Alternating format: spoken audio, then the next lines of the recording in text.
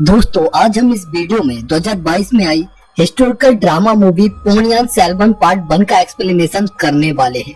यह मूवी 1955 में आई नोवेल पोनियान सेल्वन पर बेस्ड है। इस मूवी को IMDb पर 9.2 आउट ऑफ 10 की एक शानदार रेटिंग मिली है। साथ ही 95% गूगल यूजर ने इसे पसंद भी किया है। मूवी में आपको लीड रोल में विक्रम, कार्ति, जयराम रवि, ऐश्वर्या राय और त्रिशा कृष्णन देखने को मिलने वाले हैं। मूवी की स्टोरी में चोल वंश की राजनीति और महल में होने वाले षड्यंत्र के बारे में दिखाया गया है। तो पूरी मूवी जानने के लिए आप चैनल को सब्सक्राइब करके वीडियो को लाइक कर दीजिए। तो चलिए बिना किसी देरी की मूवी शुरू करते हैं। मूवी की स्टार्टिंग में हमें बताया जाता है कि अराउंड 1000 साल पहले चोल साम्राज्य में एक राजा सुंदर चोल के 2 बेटे थे और एक बेटी थी। बड़े बेटे का नाम आदित्य करकलन और छोटे बेटे का नाम अरुणमोझी था, जिसे लोग पोनियान सेल्वन कहकर भी बुलाते थे, क्योंकि बचपन में वो पोनी नदी में डूबने से बच गया था और तभी से उसका नाम पोनियान सेल्वन पड़ गया था। तंजौर के महल में चोल वंश के राजा सुंदर चोला बीमार पड़े हुए थे और उधर सिंगला में अरुणमोझी वहाँ के राजा महेंद्र से युद्ध करने के लिए गया हुआ था और दूसरी तरफ आदित्य करकलन नॉर्थन में पल्लवों से युद्ध कर रहे थे।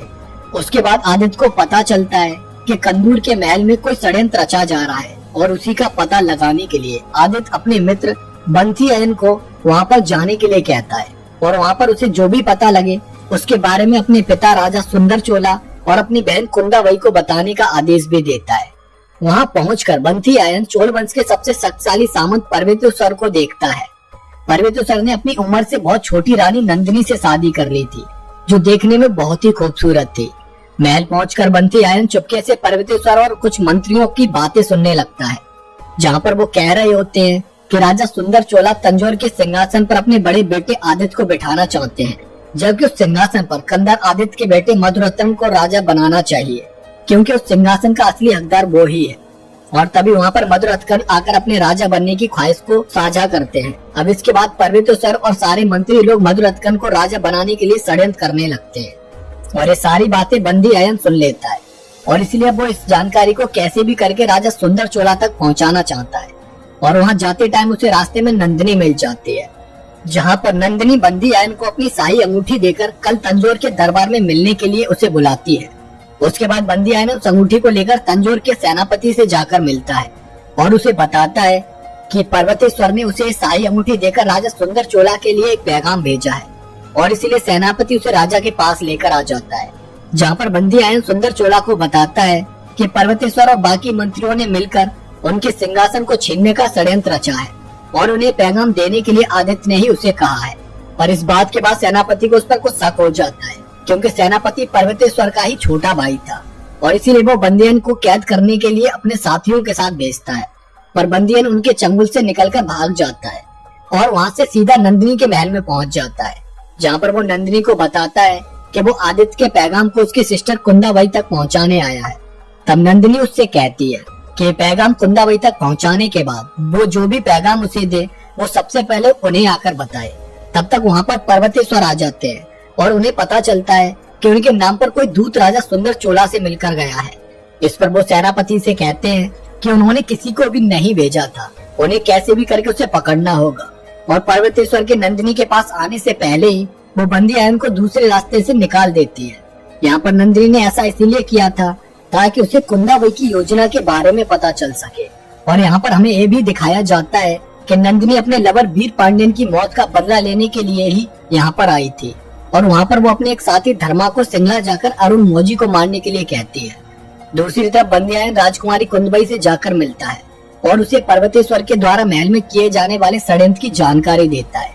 तब कुंदावई उसे सिंगला जाकर अरुणमोझी को तंजौर लाने का आदेश देती है। यहाँ पर हमें यह भी पता चलता है कि राजकुमारी कुंदावई और बंदी अयन एक दूसरे को पसंद करते थे। कुंदावई को भी राजनीति की अच्छी समझ थी और इसीलिए उसने अब तक शादी नहीं की थी। राजा सुंदर चोला के बीमार हो जाने के बाद से वो ही सब कुछ संभाल रही थी। उधर मधुरत्न की माँ उसे सिंहासन के मुंह को छोड़ने के लिए कहती है, क्योंकि उसके फादर ने खुशी से राजा सुंदर चोला को अपना सिंहासन दिया था। पर मधुरत्न उनकी आज्ञा की अवहेलना करके वहाँ से चला जाता है। उसे हर हालत में वो सिंहासन चाहिए था। दूसरी तरफ नॉर्थन में काफी युद्ध लड़ने के बाद आदित्य के दादा साहब उसे तंजौर वापस चलने के लिए कहते हैं, मगर आदित्य गुस्से में उनसे बोल देता है कि वो तंजौर में कभी भी कदम नहीं रखेगा, क्योंकि वहाँ पर नंदिनी रहती है।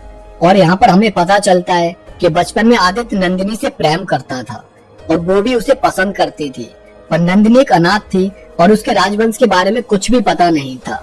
इसलिए राजा सुंदर चोला ने उन दोनों की शादी कराने से मना कर दिया था। और उसके बाद नंदिनी अचानक से कहीं पर गायब हो गई थी। नंदिनी के जाने के दुख में आदित्य युद्ध में बिजी हो गया और फिर एक दिन नंदिनी उसके सामने कई सालों बाद आई। दरअसल नंदिनी उस टाइम पर पांड्या राजा वीर पांड्यन के साथ लव अफेयर में थी और जब आदित्य का पांड्यन के साथ युद्ध हुआ था तो वीर पांड्यन एक जंगल में अपने कैंप में जाकर छुप गया था और जब इस बारे में आदित्य को पता चला था तो वो उसे मारने के लिए वहाँ पहुँच गया था, जहाँ पर उसे नंदिनी वीर पांड्यन के साथ दिखाई दी थी। नंदिनी ने वहाँ पर आदित्य के सामने वीर पांड्यन को छोड़ने के लिए हाथ भी जोड़े थे, मगर आदित्य ने गुस्से में उसके सामने ही वीर पांड्यन के सर को धड़ से अलग कर दिया था। और तब से ही नंदिनी ने चोल वंश और आदित्य को खत्म करने की कसम खा ली थी और आदित्य के अंदर का प्यार भी अब नफरत में बदल चुका था, क्योंकि नंदिनी ने पर्वतेश्वर से शादी कर ली थी तो आदित्य अब उसके महल में कदम भी नहीं रखना चाहता था, वो उसे बुला ही नहीं पा रहा था। उधर सिंगला में अरुण मौजी यानी पोनियान सैलवन राजा महेंद्र को हराकर बौद्ध संघ में अपने गुरुजी से मिलने आता है, जहाँ पर गुरुजी अरुण की उदारता और बहादुरी को देखकर सिंगला का सिंहासन पर उसे बैठने के लिए कहते हैं, मगर अरुण उनके इस प्रस्ताव से मना कर देता है क्योंकि उसने अपने जीवन को सिर्फ तंजौर और चोल वंश के लिए समर्पित कर दिया था। नेक्स्ट सीन में राजकुमारी कुंदाबाई तंजौर महल आ जाते हैं और महल में चल रहे षड्यंत्र के बारे में अपने पिताजी राजा सुंदर चोला को बताती हैं। वहीं पर हम पर्वतेश्वर और उनके मंत्रियों को अपनी योजना के बारे में बात करते हुए देखते हैं, जहाँ पर वो लोग आदित्य और अरुण के आने से पहले सुंदर चोला को अपनी बातों में लेकर मधुर रतन को राज अभिषेक कराने की योजना बना रहे थे।